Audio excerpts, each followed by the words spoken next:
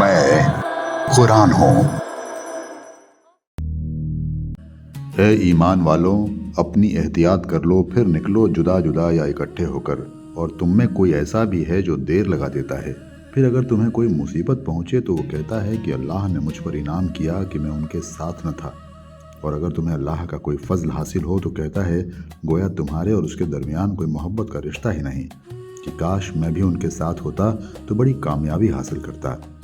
बस चाहिए कि लड़ें अल्लाह की राह में वे लोग जो आखिरत के बदले दुनिया की ज़िंदगी को बेच देते हैं।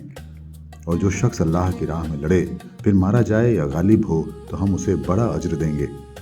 और तुम्हें क्या हुआ कि तुम नहीं लड़ते अल्लाह की राह में और उन कमज़ोर मर्दों और औरतों और बच्चों के लिए जो कहते हैं कि खुदाया हमें इस बस्ती से निकाल जिसके बाशिंदे जालिम हैं, और हमारे लिए अपने पास से कोई हिमायती पैदा कर दे, और हमारे लिए अपने पास से कोई मददगार खड़ा कर दे। जो लोग ईमान वाले हैं वे अल्लाह की राह में लड़ते हैं, और जो मुनकिर हैं वे शैतान की राह में लड़ते हैं। बस तुम शैतान के साथियों से लड़ो, बेशक शैतान की चाल बहुत कमज़ोर है। क्या तुमने उन लोगों को नहीं देखा जिनसे कहा गया था कि अपने हाथ रोके रखो और नमाज कायम करो और ज़कात दो? फिर जब उन्हें लड़ाई का हुक्म दिया गया तो उनमें से एक गिरोह इंसानों से ऐसा डरने लगा जैसे अल्लाह से डरना चाहिए या इससे भी ज़्यादा। वे कहते हैं ए हमारे रब, तूने हम पर लड़ाई क्यों फ़र्ज़ कर दी? क्यों न छोड़े रखा हमें थोड़ी मुद्दत तक? कह दो कि दुनिया का फ़ायदा थोड़ा है और आखिरत बेहतर है उसके लिए जो परहेजगारी करे, और तुम्हारे साथ ज़रा भी जुल्म न होगा, और तुम जहाँ भी होगे मौत तुम्हें पालेगी, अगरचे तुम मजबूत किलों में हो। अगर उन्हें कोई भलाई पहुँचती है तो कहते हैं कि ये खुदा की तरफ से है, और अगर उन्हें कोई बुराई पहुँचती है तो कहते हैं कि ये तुम्हारे सबब से है। कह दो कि सब कुछ अल्लाह की तरफ से है। इन लोगों का क्या हाल है कि लगता है कि कोई बात ही नहीं समझते। तुम्हें जो भलाई भी पहुंचती है खुदा की तरफ से पहुंचती है, और तुम्हें जो बुराई पहुंचती है वो तुम्हारे अपने ही सबब से है। और हमने तुम्हें इंसानों की तरफ पैगंबर बनाकर भेजा है, और अल्लाह की गवाही काफ़ी है।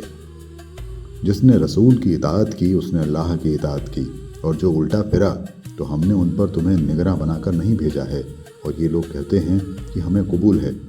फिर जब तुम्हारे पास से निकलते हैं तो उनमें से एक गिरोह उसके खिलाफ मशवरा करता है जो वो कह चुका था, और अल्लाह उनकी सरगोशियों को लिख रहा है।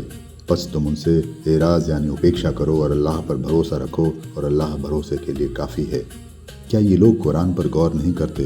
अगर ये अल्लाह के सिवा किसी और की तरफ से होता तो वे इसके अंदर बड़ा इख्तिलाफ यानी मतभेद पाते।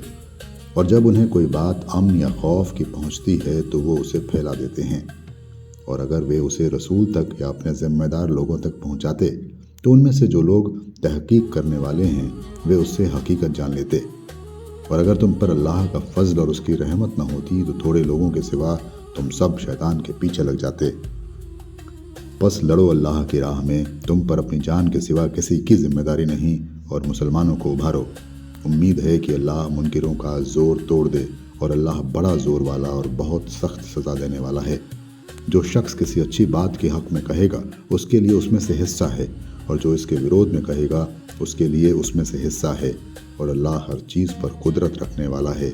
और जब कोई तुम्हें दुआ दे तो तुम भी दुआ दो, उससे बेहतर या उलट कर वही कह दो, बेशक अल्लाह हर चीज़ का हिसाब लेने वाला है। अल्लाह ही माबूद है, उसके सिवा कोई माबूद यानी पूज्य नहीं।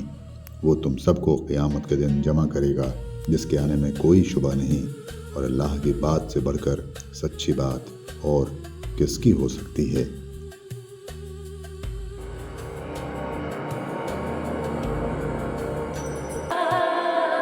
मैं कुरान हूँ।